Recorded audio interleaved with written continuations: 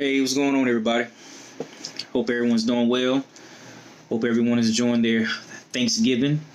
Everybody got a chance to get something to eat, spend some quality time with your loved ones, get out there a little bit, do some shopping, chance to recharge some batteries, get a chance to relax a little bit, and enjoy the festivities for the holiday. I had a pretty good Thanksgiving and got a chance to relax, see some good movies, shop, and enjoy some food.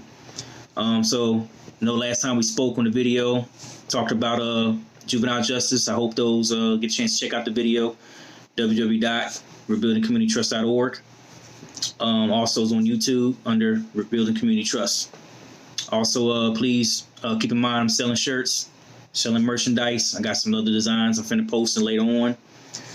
Please check out the material that's on my page so far with the shirts that I have, hoodies. Please and by far leave a message, leave a comment. Let me know. Got Cash App. You can do Google Pay. If you want to purchase the items, the price is also in there. As more material comes out, I will post.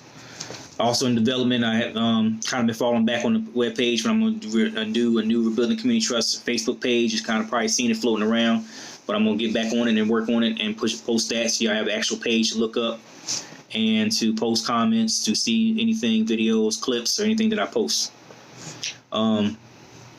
So far I'm in school, so took a forensics course, advanced forensics course, trying to get a certification as well. So a lot of good information. I might do a video or two to kind of give you an idea up to speed of what I've learned.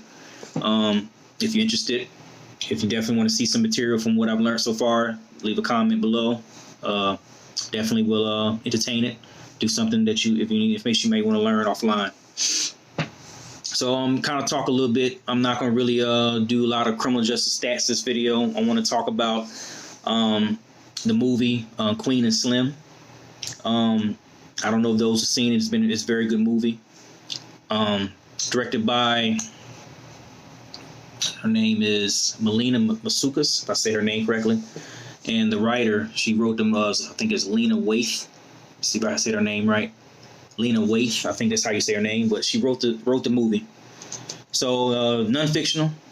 Don't want to indulge the details too much because I know a lot of people haven't seen it yet. It just came out Thanksgiving Day, so people may have seen it, people may have not seen it.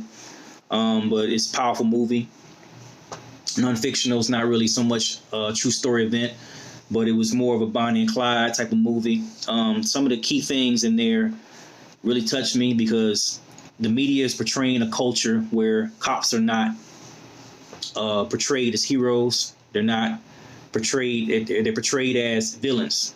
One of the things the writer spoke about if you look at the trailers was she wrote the movie from like a letter, more so like a visual for our people.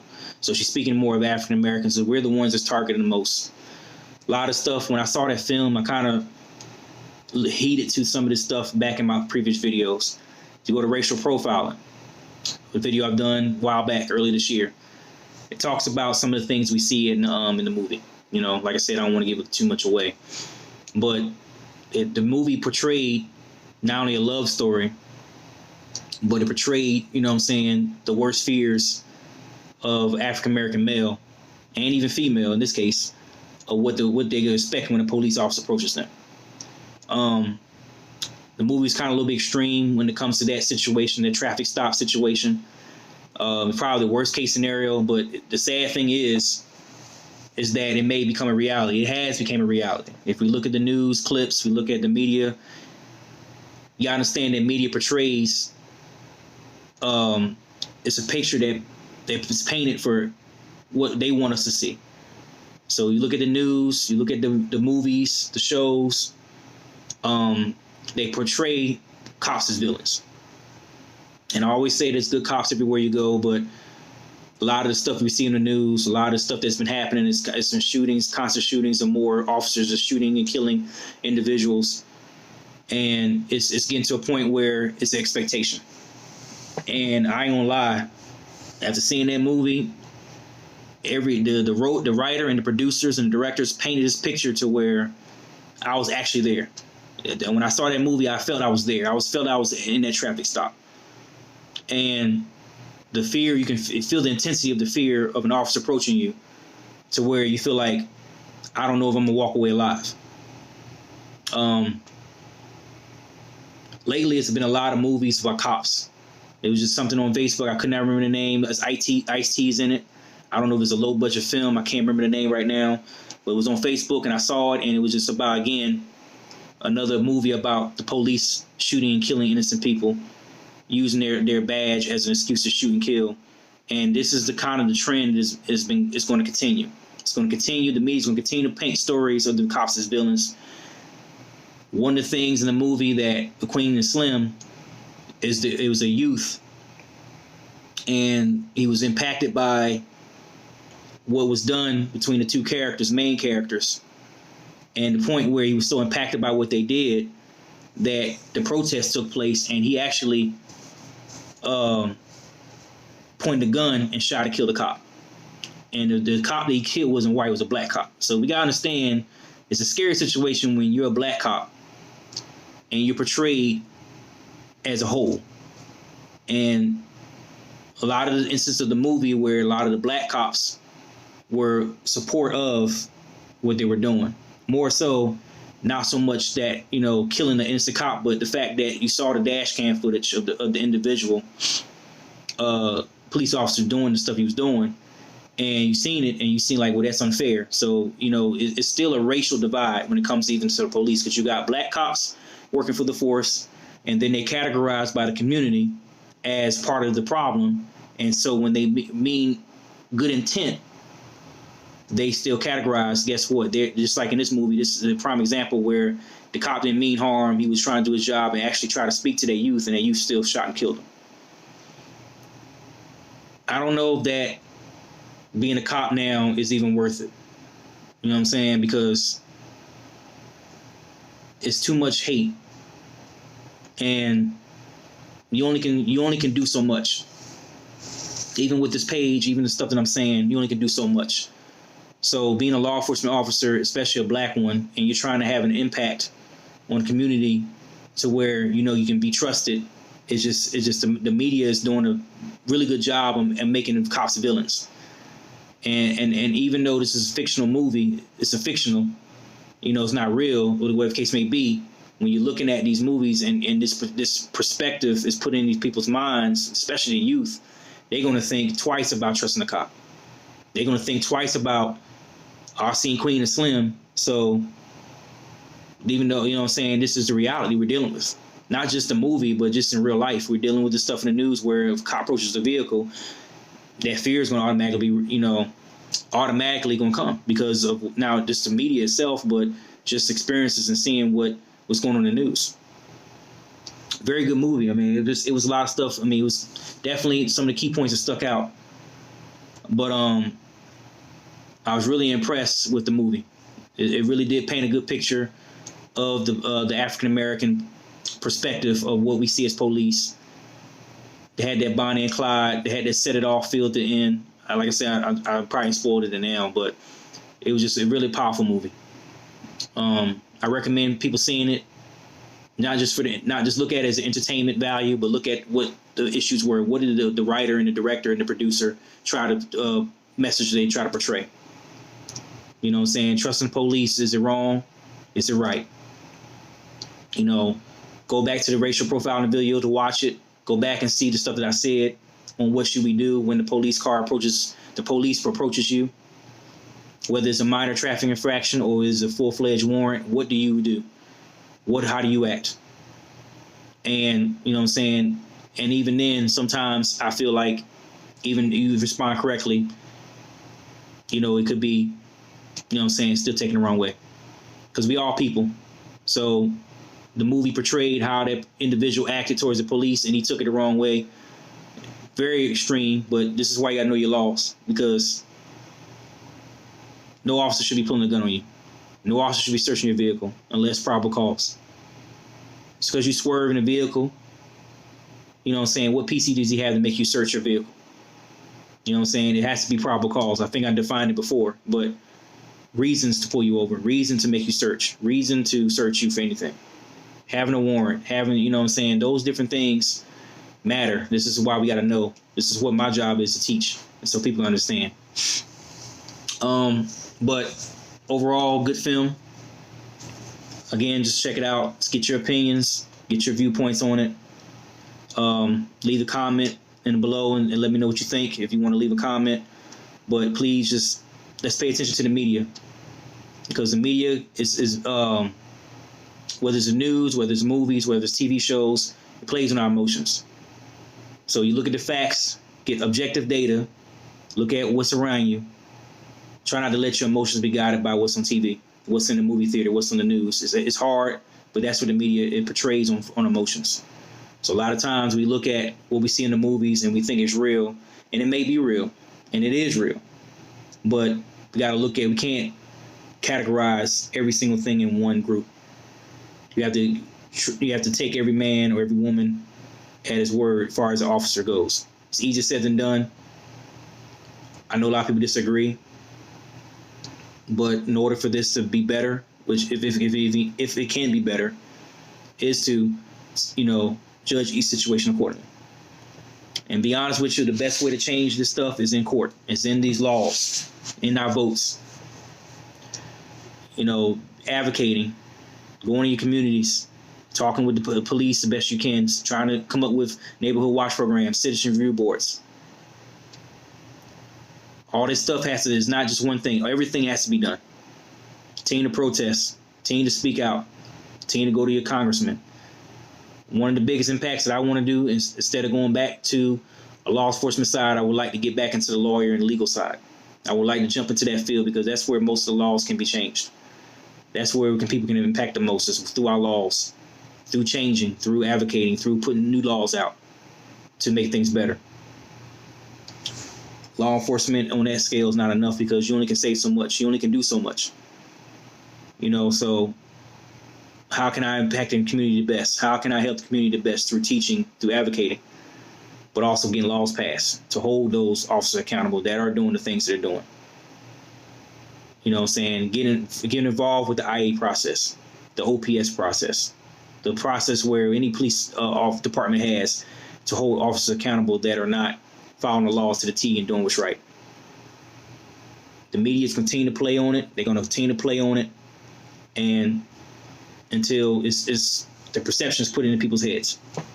The officers are villains, and those who are working as officers, it's going to be harder on them, because some of them are good, and some of them are out there doing the right thing, and it's going to just keep putting pressure on them to be even more careful out here as they work, because of what's being put in the media. So a couple of questions. This is off topic, but it's something I've been thinking about that can help contribute to why our personalities and our traits and behaviors are the way they are. We're dealing with crime, dealing with the issues that we're dealing with in our communities. The questions are, for the men and women, not having your father or mother has affected you. How does it affect you? Whether he chose to be there, or whether the mother chose to be there or not, how does it affect you as a person? I had a debate a while back. I was talking with a couple of people, and one of the things with fathers not being in the home or mothers not being in the home, I know for me and for a couple other people, we didn't have a father growing up. We had step parents, stuff like that, but mostly the life was got around my mother. My aunts, my aunts and grandparents. So some of those feministic traits, how does that affect you when you around women and you don't have a lot of male attention? Or vice versa, if you had a family where you had less women and more men. If it is as a daughter's perspective, how does that affect you? How does that affect your mind or your outcome in certain forms? So your environment, how you were raised, that can determine what your perception of life is, your behaviors, because of people who you're around. It starts at the very beginning. A couple of theories I came up with about my life and how these theories affected me. The society traits of being a man, vulnerability is frowned upon, and the upbringing is It's very important being around women as a man. Integrity, high emotional traits, love, empathy, tenderheartedness, and all good traits. But if not managed, can have negative effects.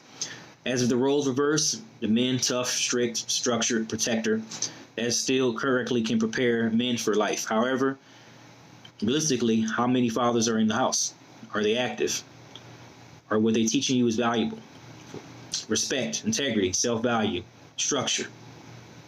You know, everything has a balance. You know what I'm saying? There's some fathers that are there, but they're not there. You got to look at the way you was upbringing again, because it's generational.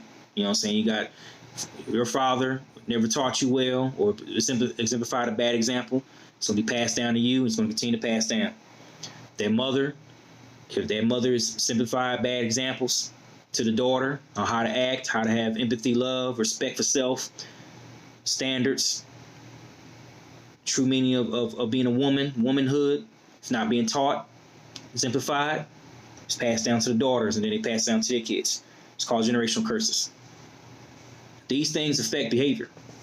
Believe it or not, it affects behavior. So if you're not taught in the proper way, you don't have that right guidance, whether you're a boy or a girl, you know what I'm saying, it's going to affect your behavior. It's going to affect how you think. It's going to affect what you do when you get older.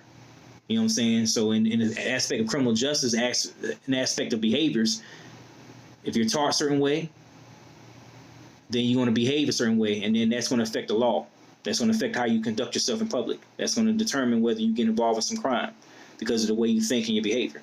And it's not nothing 100%. Some people are raised correctly. Some people have both parents in the home. There's some people that are raised correctly and they still go out here and get in trouble. Nothing's 100%. But I pose these questions because you're not having a father in the home. How does it affect you? You're not being the mother in the home. How does it affect you?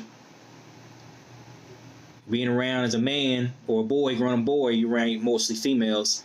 The emotional traits are attached to you because that's all you know. You might have mentors and uncles and you have uncles and other, father figures. They may affect you, but if you're around mostly women, how does it affect you? Vice versa. If you're around daughters around mostly men, uncles, aunts. I'm sorry, I keep saying aunts, uncles. Father figures, men in their life. How would they be affected?